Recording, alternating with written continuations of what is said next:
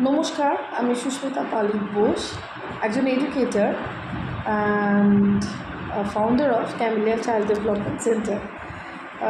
আজকে যে ভিডিওতে আপনাদের সামনে আমি যে শেয়ার করছি, লাস্ট ভিডিও থেকে সবাই আমাকে জিজ্ঞাসা করছে, ম্যাম আপনি একটু আপনার ব্যাপারে কিছু শেয়ার করুন, আপনার সেন্টারের ব্যাপারে।